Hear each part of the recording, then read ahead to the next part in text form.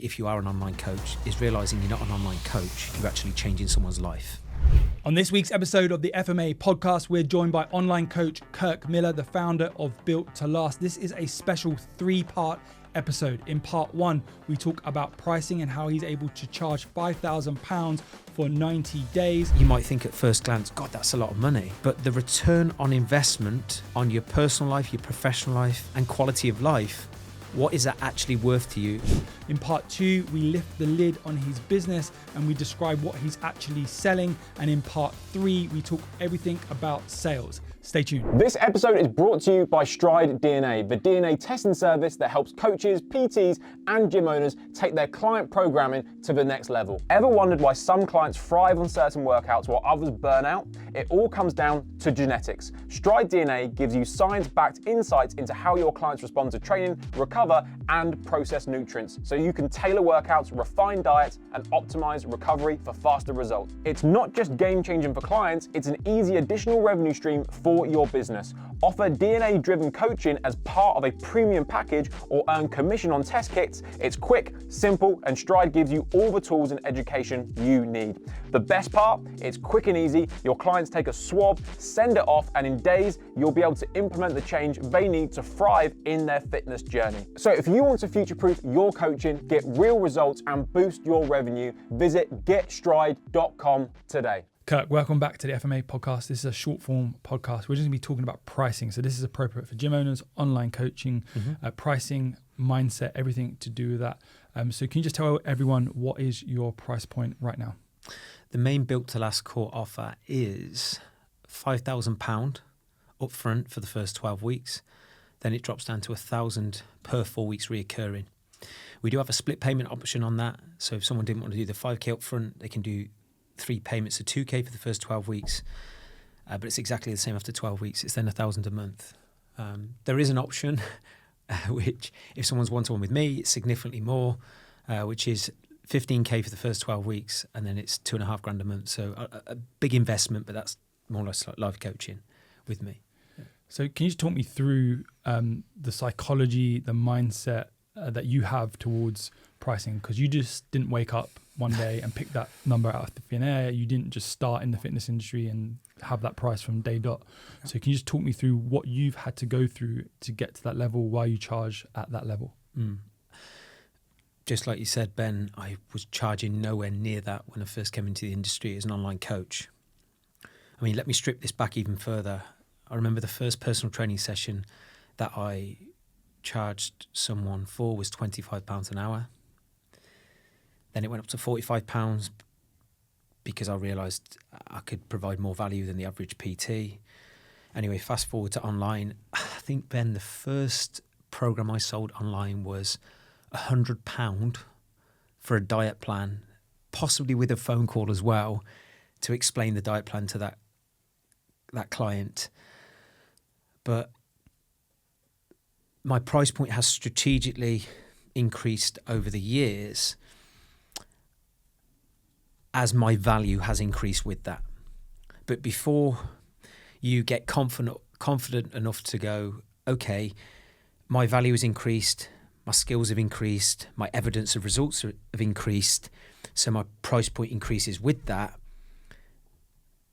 The biggest thing I had to shift from the get-go was belief. Knowing my worth, that I can actually change someone's life and I'm worth what I'm asking someone to pay. You are only ever going to ask someone to invest in you at whatever price point it is if you internally believe that you are worth that. I come from a council estate background. Very proud of that, but very working class background. My dad, bless him, didn't even have a car till he was mid-30s. So my money mindset was absolutely shocking for a number of years because that's based on what you know. Even though we never wanted for anything, we weren't affluent by any means. So I definitely think some of the emotional blocks around money and asking for money was definitely ingrained from your background. So just like yourself, I know you shared this on my podcast, I had to do a lot of the inner work to realise my worth to a client. Now, the first big jump, I suppose, in my investment options as an online coach, and I use the term online coach loosely, and I think that's part of the problem if you're struggling to maybe ask for a certain amount of money, if you are an online coach, is realizing you're not an online coach, you're actually changing someone's life. You are absolutely crucial to that person's life and quality of life. Even though you might think you're an online coach, you're indispensable, and that's the first thing you need to look at. But the big jump I initially made, Ben, was going from asking for £150 a month to asking for £1,500 up front. I think, Ben, it was maybe even a 6-month offer, but I'd never actually asked for that amount on a phone call. So even though it wasn't drastically different, if you look at 150 times 6 against 1,500, but the first big jump was actually asking for 1,500 on a phone call. And I remember shitting myself at that. You know, when you're on sales calls and then people are saying yes, right? So that was the first sort of vote of confidence that, guess what, I'm worth a little bit more than £150 a month. Was I providing a great job at that point? Absolutely. But the reason I've gone through the gears over the last 6-7 years is purely from a value perspective. My value on changing someone's life, especially when the majority of people who are working with me have struggled with this problem of getting and staying in shape and being healthy, energized and confident for at least 2, 3, 4, 5 years, if not decades. This person has spent enormous amount of money trying to fix this through different personal trainers and online coaches in many cases. And I can say with absolute 100% integrity that when someone works with us, if they implement what they're asking us, we're asking them to do, and they communicate and they're coachable, once someone has invested with us, they will never have to invest again. And we are far more than a diet plan and a training plan. So if I go back to when I was charging 150, my value, with respect, was a diet plan and a training plan. Right? That ship sailed a long time ago, Ben. I believe if you're trying to be a legitimate online coach or even a PT or even a gym owner, you need to be far more valuable than training and nutrition. But guess what? You've got to upgrade skills to do that. So it's not like I've just gone, okay, I'm doing more than training in a diet plan, so I need to charge more. Part of the reason why I've charged what I do, I've spent enormous amount of money. I'm talking like hundreds of thousands of pounds on emotional wellbeing courses, personal development courses, business mentorship. You think, okay, business mentorship, that might be helping me, but the business model I've created, we're built to last, is part of the reason we get the results we do. But I've invested thousands to make that happen. So if I've invested all this money becoming more valuable, and in my opinion, having more skills than the average coach and providing more value than the average coach, there has to be a significant investment to that. Because I'm putting all this in, how can I become more valuable, add more skill sets, provide a greater experience than maybe what they've than what people have previously had? Then I need to charge accordingly. And I'm speaking to a businessman here, right? An entrepreneur yourself, and I've got overheads in the business. In order for me to provide a world-class service, and you've seen some of the events we put on, Ben, our events across the calendar year can cost anywhere from £70,000 to £100,000, and I'm an online service. You divide that per month on my expenses, plus your coaching team, your delivery, right? You get this. That has to come off somewhere. In order for us to provide that service to a client, there is fixed cost and variable costs that go into the customer experience. I need to make profit to survive as a business owner and to provide the service I do. If I was charging £150 I'd be out of business. So even if you are working with me right now, listening to this or potentially thinking of working with me, yes, we are. You might think at first glance, God, that's a lot of money. But the return on investment on your personal life, your professional life, your emotional health and quality of life, what is that actually worth to you? Not over the next 12 months, but decades to come. And what have you already tried to spend trying to fix this problem? But if you're a client listening to this and someone's paying, $5,000 and then £1,000 a month, I'm like, God, I don't see all of that. I don't see all of that. So I have to make profit in order for me to continually invest in those great events, because hiring of the events, the speakers, the travel, the expenses for the team to provide that experience comes at a cost. So I need... On the next short form podcast, we'll go into the actual in depth of what's involved.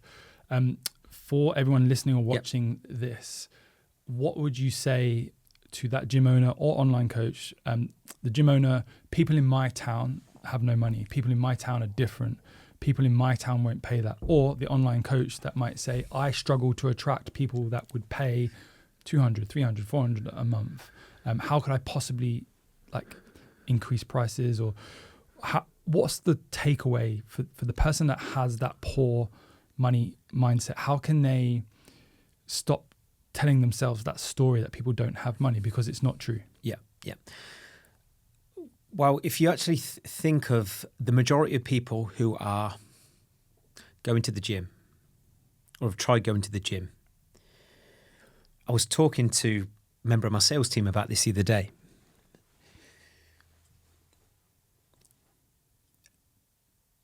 Most people, in my opinion, who've tried to get fit have paid at least, when you weigh up gym membership, supplements, maybe, I don't know, anything else towards... Subscriptions, Whoop. Yeah. They've paid, in my opinion, even if you're at the bottom end, most people have spent at least £50 to £100 a month, absolute minimum, right? When you weigh all those things on trying to solve that problem, many people for at least 10 years. Even a pure gym member. 100%, right? Most people who are overweight are spending at least £5 to £10 a day on shit because they're not happy and they eat their feelings when they're out of shape. Do the maths on that. Even £10 a day, and I'm being reserved there. Even if someone's not loaded, they're spending at least £10 a day. That's £300 a month.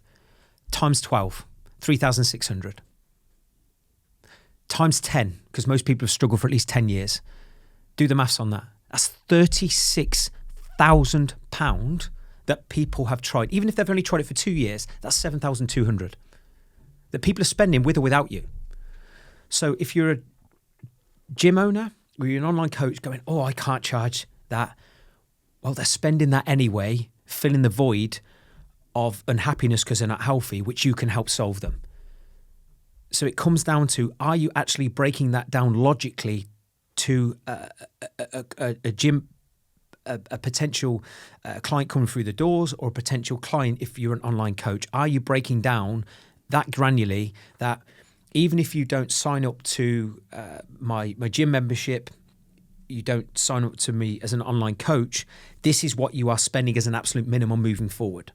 So you're either going to spend it with me and we solve this problem once and for all, and what will that buy you back in terms of your quality of life, quality of relationships, and all the why behind trying to change, or you're going to continue spending that and create a bigger problem that at some point you're going to be forced to fix, and it might cost you far more than money down the line when it comes to health issues. So I think the takeaway is, if you're struggling to have the belief that you can charge more, think about the potential clients that you'd like to work with and break down, just as I have, exactly, or as an absolute minimum, what is that potential client spending already because they don't have what you can provide. And it would equate to absolutely thousands. Love it. as an industry, the fitness industry, we do undercharge Yep. compared to other Yep. factors, services, people in Yep. the well-being space. Yep. Look at osteos, chiros, Yep. physios, private doctors, dentists, etc. Mm-hmm. And if we all increase our prices, Mm-hmm. we as business owners can profit from that. It'll take the stress off of our shoulders. We can Mm-hmm. then, as you've gone into detail, provide a better service. So this is part one, just on psychology of pricing. We'll do part two on what's in depth involved in your program, and then we'll do part three on sales. So for everyone, thank you for tuning in for part one. Yep. We'll see you on part two. Perfect.